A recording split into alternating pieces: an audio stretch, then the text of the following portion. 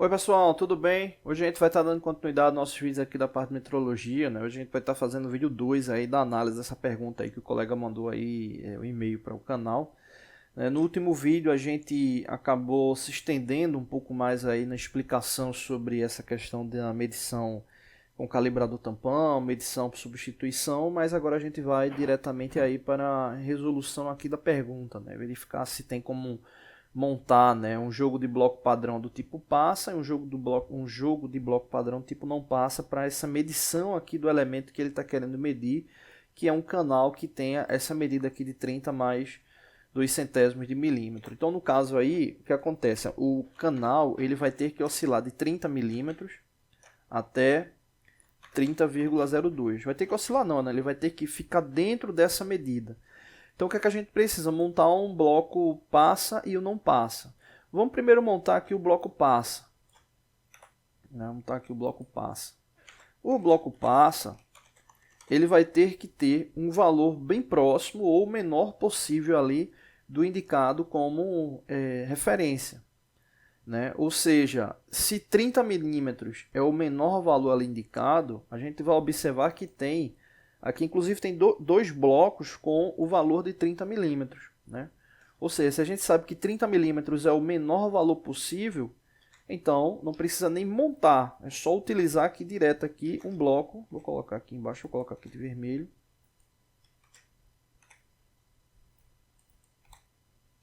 Vou colocar aqui, vou botar aqui bloco 1, 30 milímetros. Ou seja, com esse bloco aí, justamente seria o para passar, né? Ele está ali dentro ali do menor valor possível. O menor valor seria 30, né? Então aí a gente tem 30 aí também. Então aí já fecha aí o valor indicado. Bom, depois eu vou até falar um detalhe interessante sobre esse tipo de medição. E aqui a gente vai para o não passa. Eu vou colocar aqui mais afastado para ficar melhor. Vou botar aqui o bloco não passa. Vocês sabem que esse aplicativo que eu uso aí para digitar na tela ele não coloca acento. Bom, então nesse caso o não passa, antes de colocar aqui, o não passa ele tem que ter um valor maior do que esse 30,02, Ou seja, o ideal seria o maior valor logo na sequência, A gente sabe que, exemplo, vamos supor aqui que o maior valor na sequência, vamos colocar aqui um 30,03.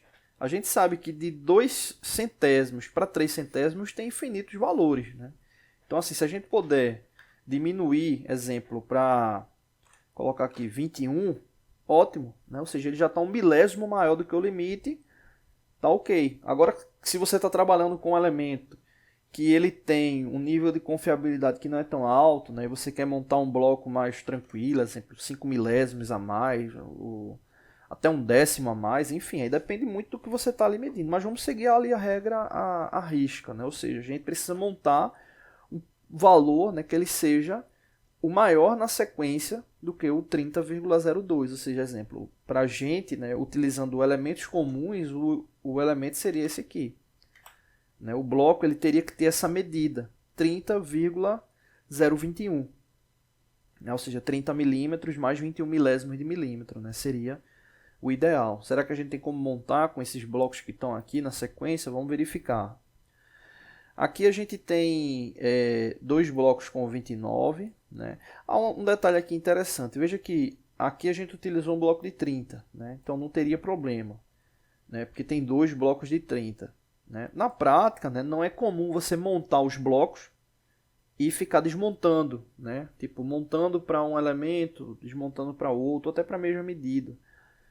Esses elementos, eles como os blocos padrões, como eles têm uma rugosidade muito precisa, eles quando encostados, quando eles ficam encostados, justamente com essa face, com esse alto grau de acabamento, eles acabam criando uma espécie de vácuo ali parcial, então eles meio que ficam grudados, então dá uma boa segurança ali quando você vai fazer a medição. Essa medição não tem jeito, é você pegar o bloco e tentar ali colocar ali no canal, você vai tentando introduzir ela no canal da peça, no furo, para verificar ali se ele está ali na condição ideal. Bom, então olhando aqui essa medida aqui, né, 30,021, aqui a gente tem o seguinte, né? A gente tem 30 aqui. Se a gente tivesse, exemplo, um bloco de 0,21, fechava. Mas seria um bloco com uma espessura muito pequena, né? Eu particularmente nunca vi um bloco com uma espessura tão pequena assim, né? Então normalmente você vai ter blocos com essas variações aqui. Então esses dois de 30 aqui, né? Ou o que sobrou aqui de 30, né? Que tem dois, ele pra gente, para essa medida aqui, ele não vai ser legal, né? Então a gente teria que montar eles com o de 29 e um outro na sequência, ou até mais de dois, né? Então vamos pegar aqui o de 29, né? Eu vou deixar marcado aqui, vou colocando aqui os valores do bloco. Então vou colocar aqui bloco 1 não passa, né? Seria aí o de 29 milímetros. Beleza. Aí o bloco 2 na sequência.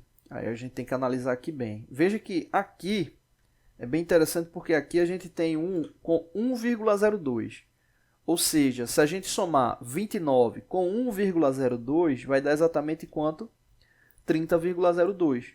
Ou seja, se a gente pegar esse bloco, né, aqui com 1,02 e juntar com esse de 29, a gente está com o limite da medida, né? Ou seja, se o canal ele tiver com 30,02, ele não está correto.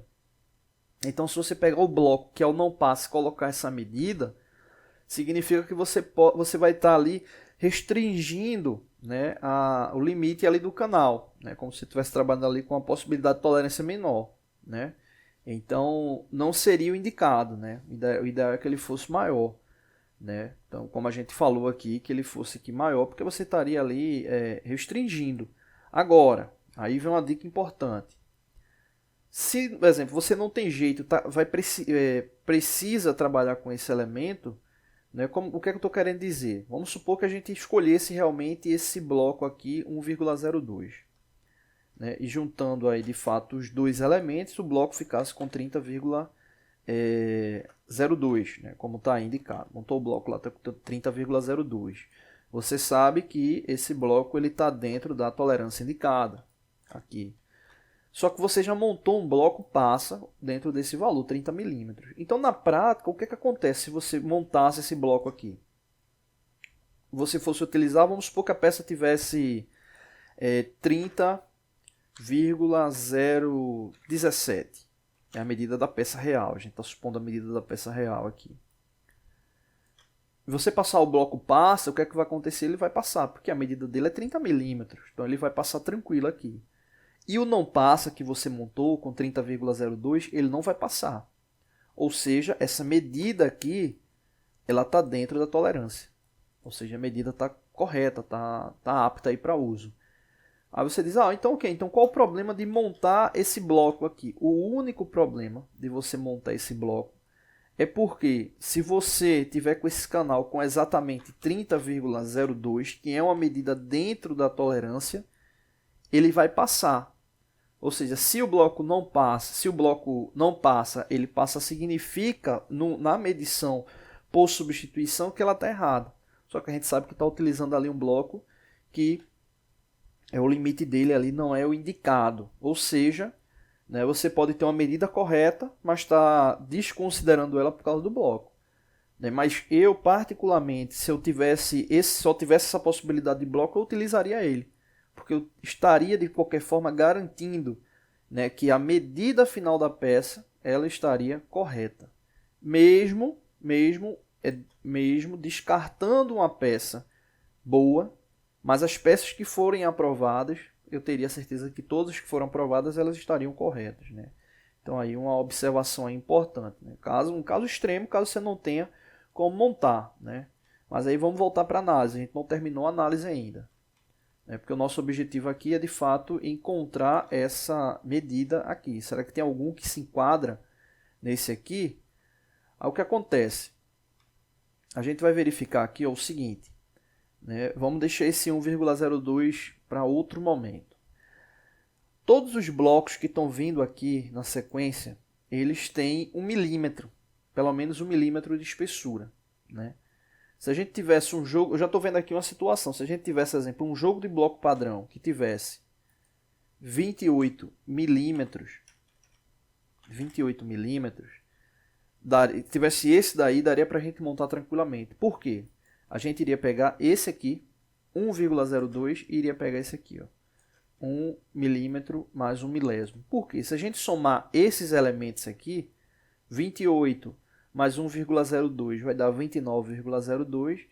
29,02 mais 1 milímetro mais 1 milésimo, ele daria justamente a medida que a gente está querendo, que é 30,021.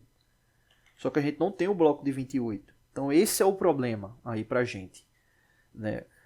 O menor valor que a gente consegue ter aí para um bloco do tipo passa seria justamente pegar o de 29 e pegar esse aqui, ó, na sequência, 1,025. 29 mais 1,025 daria exatamente 30,025. Né? Seria o menor valor possível, vamos assim chamar, levando em consideração ali, atendendo todas as medidas dentro de 30 milímetros a 30,02. Né? Então seria a única maneira, né, vamos assim chamar. Só que o que acontece? Se você utilizar um bloco como esse aqui, se você, por exemplo, fabricar uma peça que ficou com a medida de 30,0, colocar aqui 0,24, né, a medida para a medição com esse bloco padrão aqui, ela vai estar certa. Só que a gente sabe que o limite é 30,02, ou seja, utilizando esse bloco aqui, você tem a possibilidade de estar liberando medidas que estão fora do padrão. Né? Então aí a gente chega justamente no impasse. Né? Ou a resposta aí seria, não tem a possibilidade de blocos padrões para fechar esse ciclo, ou a gente utilizaria justamente essa medida, como a gente mostrou anteriormente. Eu vou apagar aqui para não ficar com tanto caractere. A gente já viu que o bloco passa com 30 milímetros, está tranquilo. Ou a gente utilizaria justamente essa indicação aqui, levando em consideração o de 29 milímetros, mais o... Cadê? Voltar aqui. Mais o de 1,02. Né? Ou seja, daria o bloco não passa com 30,02. Ou seja, qual o problema de usar esse bloco? Né? Os prós e os contras. Né? Seria que você poderia estar pegando peças que estão boas e não aprovando elas. Peças que não estão boas, você não estaria aprovando ela. Não estaria aprovando ela. Agora, se você monta aquele que a gente viu com 30,025, você já tem um problema que eu considero bem pior, que é ter peças ruins e liberando elas. Então, nesse caso aqui, a minha indicação para uso seria justamente esse daqui. Mas na prática mesmo, o ideal era indicar que não tem a possibilidade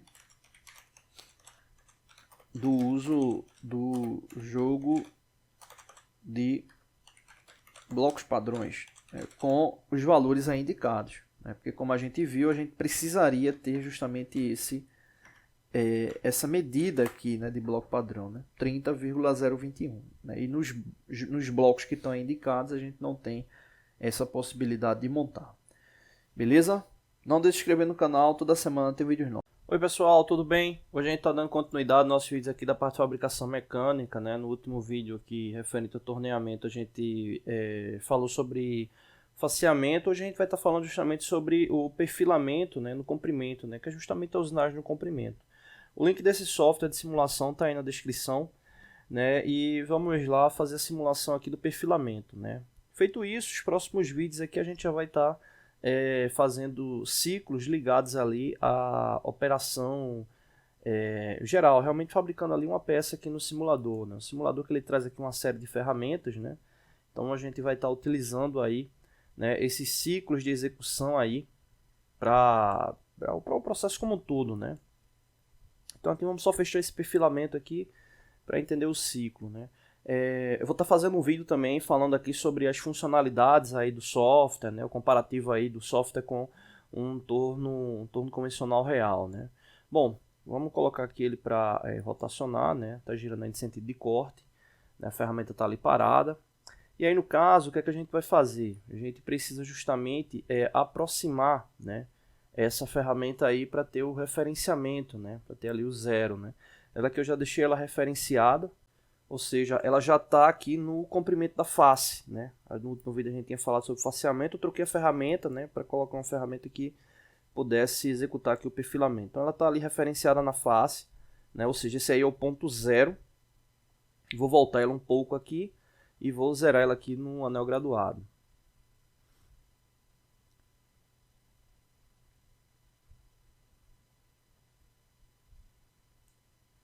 Bom, zerar ela aqui. Aqui no caso, né, ele está referenciado ali na face, né? O que é que a gente precisa também estar observando ali enquanto ciclo é justamente do referenciamento aqui no eixo, né, no diâmetro, né? Ela também está aqui referenciada aqui no eixo, então ela também está zerada aqui, né? Vou estar colocando aqui o 0 referente ali ao diâmetro, né? Vou voltar aqui um pouco ela. E vamos colocar aqui, vamos colocar 2 milímetros, né? Opa, vou para o lado errado aqui. 5 décimos, 1 milímetro, 1,5. 2 milímetros. Então ela está com 2 milímetros ali de corte. Né? 2 milímetros ali de corte. E aí nesse caso aí, eu vou querer que ela usine justamente para esse sentido aqui. Ela já está ali no automático, coloquei aqui, ela começa ali a execução do ciclo. Então veja que ela vai perfilando, né, ali de fato ali no que diz respeito ao contorno. Então os 2 milímetros que foram indicados, ela está retirando ali no que diz respeito ali ao ciclo. Eu vou parar aqui para comentar um detalhe interessante, né? Como a peça ela é cilíndrica, né, o processo de usinagem no torneamento ela é por revolução, né, muita gente se confunde com um detalhe, que é o seguinte: como ela é cilíndrica, e exemplo, estou com a ferramenta aqui ela está tangenciada aqui nesse ponto. Se eu deslocar 2 milímetros de forma aqui direta, né, desloquei 2 milímetros, o que é que vai acontecer? Esses 2 milímetros, né, se a gente for fazer aqui um espelhamento, você vai ver que ele vai ter 2 milímetros de um lado e 2 milímetros do outro, né? Ou seja, ele vai ficar com 2 milímetros de um lado e 2 do outro. Ou seja, de vez de eu estar tirando 2 milímetros, ele vai estar tirando o quanto 4, que vai ser a soma desse deslocamento espelhado, né? Já que tem essa questão da simetria, né, da peça aí no torneamento. Só que no caso, os equipamentos eles já vêm com esse valor convertido, né? Então, exemplo, se a gente coloca 2 milímetros no anel graduado, significa, na verdade, que ele vai ter de deslocamento linear 1 milímetro, né? Ou seja, ele vai deslocar 1 milímetro, né? Porque, como ele é espelhado, ele vai estar tirando 1 milímetro do outro lado também. 1 mais 1 vai dar 2, então, de fato, está tirando 2 milímetros, né? Então, hoje os equipamentos eles já vêm, a grande maioria, né, já convertido, né? Você quer fazer um teste, verifica antes ali para não ter nenhum problema, mas normalmente ele já vem ali convertido, né? Então, no caso aí, quando a gente está indicando que está tirando 2 milímetros, na verdade ele está deslocando 1 milímetro, né? E pelo espelhamento, né, 1 milímetro de um lado, 1 milímetro do outro, vai estar dando os 2 milímetros, tá bom? Bom, então, no perfilamento externo, né, você tem que tomar cuidado com alguns detalhes, né? Exemplo, a aproximação da ferramenta na placa, né? Trabalhar com a distância segura, né? Muitos desses equipamentos, né, eles já vêm com um fim de curso ali integrado ali para minimizar o risco ali de acidente, né? Mas mesmo assim, dependendo da posição que você está colocando a ferramenta vai tocar logo na placa antes do fim de curso, né, que está ligado ali ao carro principal, tocar e ativar no dispositivo de segurança, né? Então é importante ficar atento com isso, né? Então o perfilamento externo, né, toma como base justamente esse tipo de execução, né? Então nos próximos vídeos a gente vai começar a fazer de fato aí um ciclo de execução levando em consideração a peça como um todo, tá bom? Não deixe de se inscrever no canal, toda semana tem vídeos novos, valeu!